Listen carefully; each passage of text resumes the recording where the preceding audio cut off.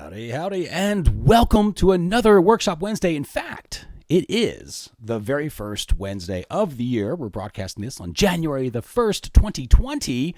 And because it's the first Workshop Wednesday of the month, this actually is the What's New workshop. So we actually go back over the last 30 days, and we're going to recap what the new updates and features were that were released in December of 2019, which is last year, technically the end of yesterday, but that's okay.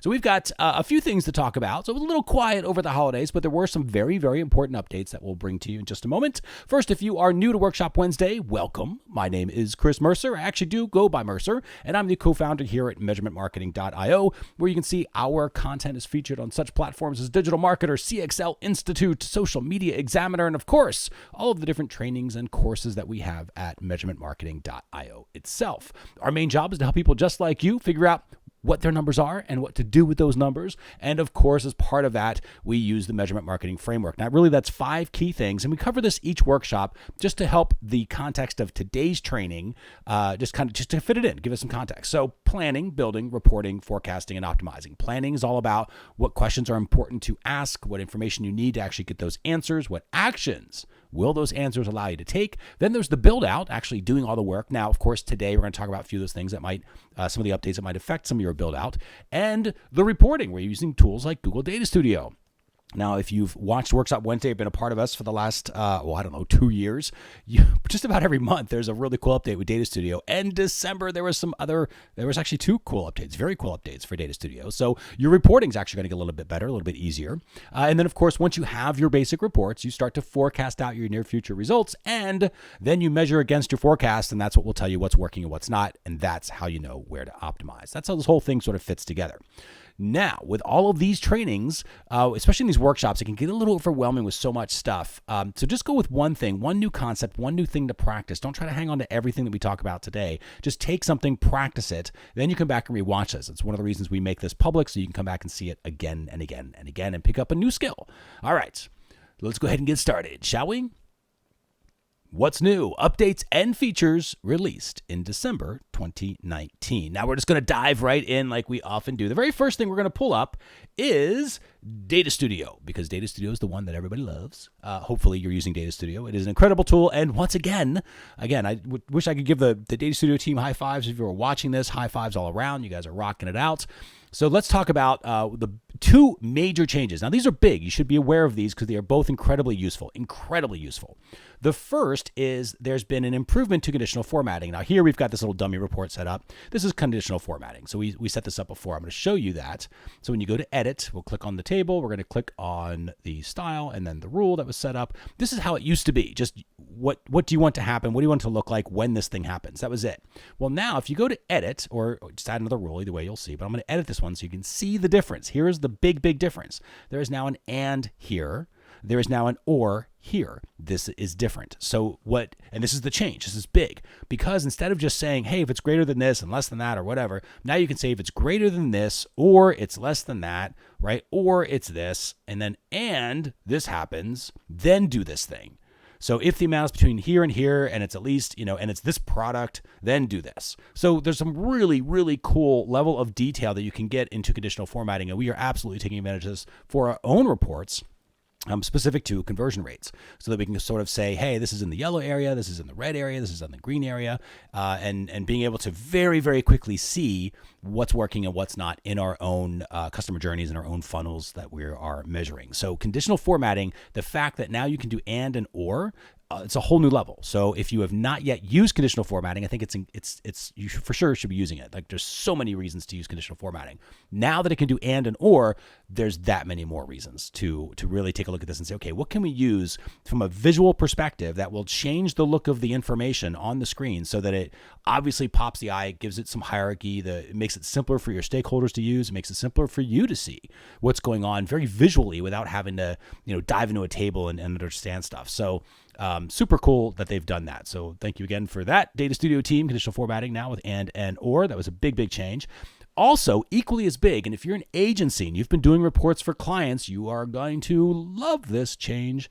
And this just came in again within weeks of this particular recording, so very recent. kind of in mid-December. So when you invite somebody, so this is always a first step. So you always have to invite people, and you kind of invite them to edit it or to view it. If it's a stakeholder or a client, maybe you don't want them messing up your report. So you would just, give them access to view it. But then sometimes, and of course this is just going to happen, natural way of doing things, clients leave us as agencies. And so we want to make sure that they can take the reports with them, but we could never really do that before.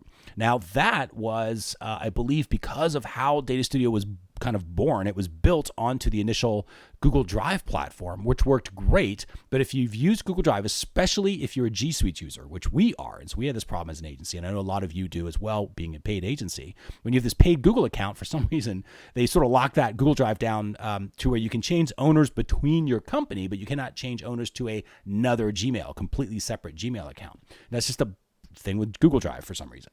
Well, over the last few months, you've heard this if you are a regular Workshop Wednesday viewer.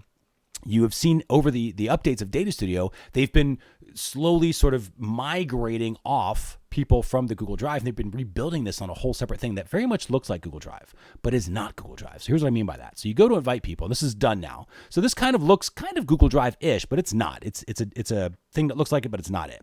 So you would add your client, and you can have them view or edit or whatever else it is, right? That sort of thing works pretty simply. But again, this is not Google Drive anymore. It used to be exactly like Google Drive. This is no longer like Google Drive, but it's the same sort of mechanism. So you add somebody on there. Then once you've added them on there, and I'm going to click on share. And I did, so again, share or invite people either way, right? So I'm going to click on share to get back to it. I'm going to go to manage access because I've already invited another user, another company. So this is me right here. I'm using our little demo account for the workshop. I'm the owner of this doc. I have set it up so that Mercer at TomeTrader, which is our G Suite address, it's completely different. I went from a regular Gmail to G Suite. I can also go back and forth, however you want to do this. But look what you can do now. So instead of can edit, can view, remove that user and make owner. This is huge because you could never do this before. The client would have to copy the Data Studio source or the Data Studio report and then copy everything and sort of rehook everything up to get some sort of ownership of it. Otherwise, the agency email had to retain ownership. Now you don't have to do that anymore. So you can now make another Gmail address, still to be a Gmail address, or a Google address, I should say, but make another address outside of your own company, outside of your organization, the actual owner of the doc, which is great. So when you're trying to transfer things for clients, now you can actually do it. This was a thing that people have asked for a long, long time from Data Studio. And I know it was a complicated fix. It wasn't easy to do because of that Google Drive platform restriction. So they've basically rebuilt Data Studio outside of Google Drive now. And that's been done for a little while.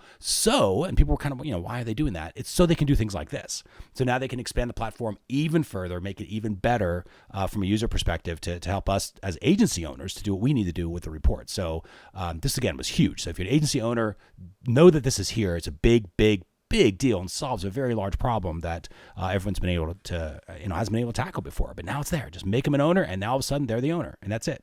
So I'm not going to do that here in this case. In fact, I'm going to remove this user because they don't need access to it. All right, so that's it. So that's kind of the Data Studio, kind of the fun stuff about Google Data Studio and the updates there.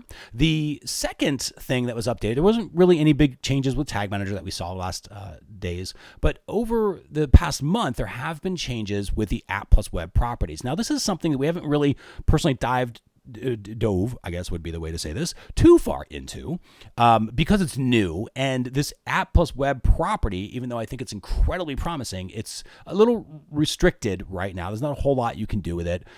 It's really cool. It shows the kind of the new version of Google Analytics and what it's going to look like. It's kind of, we're referencing it as like Google Analytics 2.0. It's what others are calling it as well. And it's because it is so different, this App Plus Web property. So if you haven't seen this is in Google Analytics. You go to your back end and in the admin section, and it's a new property that's available. But what the change was, this again in December. So what the change was here is they are starting to expand out this section. Now, we knew this was coming. Everybody knows this is coming. This is going to be something that will be a bigger and bigger deal.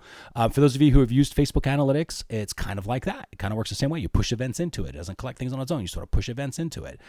Same thing with Kissmetrics. It works very much like Kissmetrics does. So there's some really cool things that Google have done to evolve this platform. And again, it's like a 2.0. It's a completely different analytics. It looks different. The reports look different. We will do more deep dives into this as time goes on in 2020. 2020 because now it's starting to come alive. Like you've got the betas out. They kind of focused on it a little bit. Now they're really putting some emphasis on it.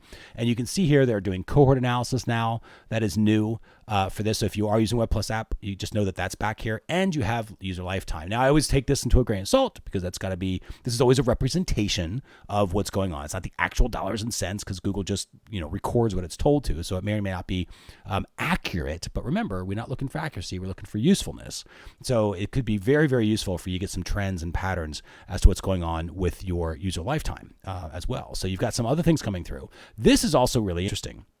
So backward pathing, where you can take a particular conversion and then kind of look back and see how it happened. Now, personally, I'm not a huge fan of always looking backward in your data because I think it can be a rabbit hole a lot of times. But there are use cases where that might be useful to see some things that are going on. We're obviously a big proponent of forecasting forward and marketing forward.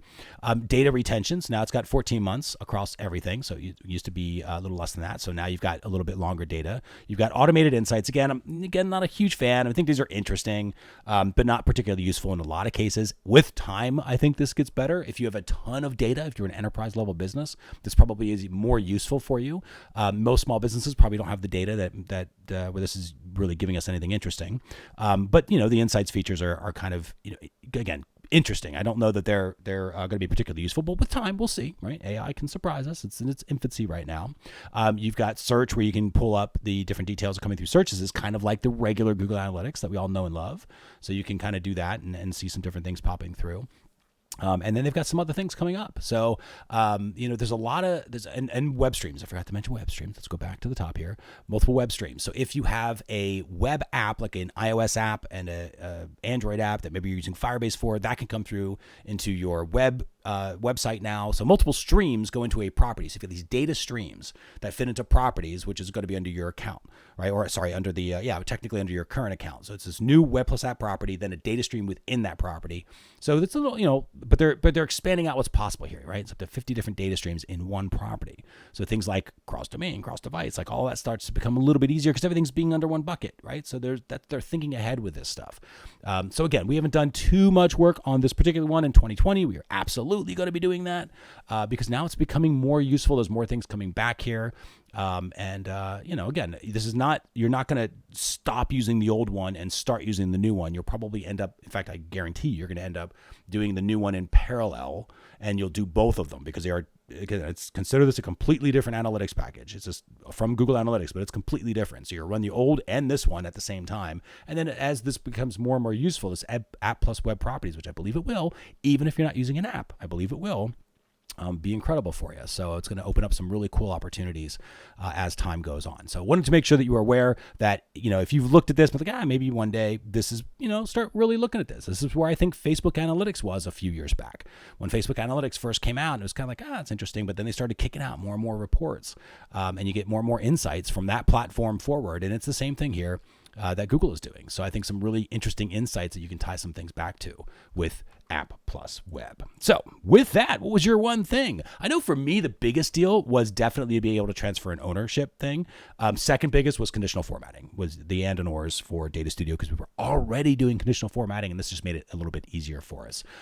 So some really cool things. And maybe for you it was the App Plus Web, and just knowing that that is continuing to expand, and maybe you should dedicate some resources to it or have somebody on your team start looking into it just to see. Again, it's not an emergency. You don't have to throw out the old stuff and bring in the new stuff. It's not about that at all. It's just, okay, let's keep one eye on this other thing that's also coming down the pike. And as 2020 progresses, I think that platform will become easier to use. And you, of course, will see more and more training that we will do to help you along that path.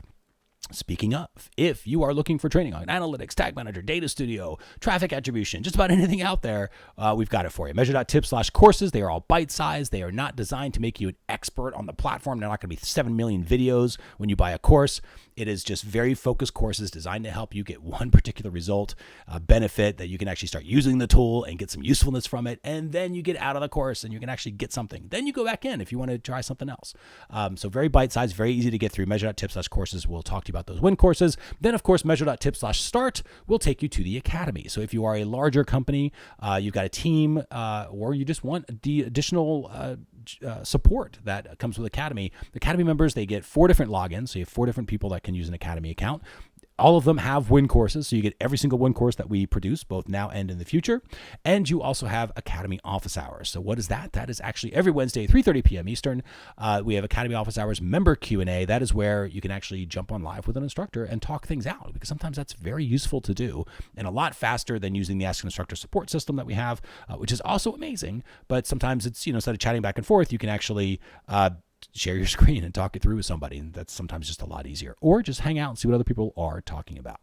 All right. Next week's Workshop Wednesday topic is getting started. Now, remember, we rotate these topics each and every week. Today's what's new. Next week is getting started. The week after that, we go beyond the basics for those with a little bit more experience. And after that, we go a strategy session.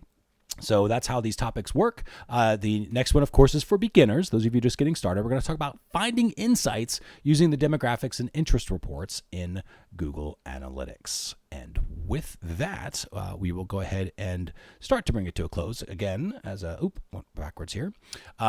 If you are not yet a part of Workshop Wednesday, be sure, if you want to have access to all these workshops, it's entirely free to be a part of this. It's a free membership. Measure.tip/WW will take you to that screen. You can just sign up each week. You get an email that says, hey, here's the workshop for this week. And you can watch it for that entire week until it's replaced out with the next workshop, which, of course, you would get an email for letting you know what that workshop's all about. If you don't want to watch it, you don't have to, but it is there for you. So you can at least stay up to date with everything. Not all of these workshops do we make public. The What's New workshops, we're going to try to make public so that you can kind of keep everything up to date here. So you might catch us on YouTube as well.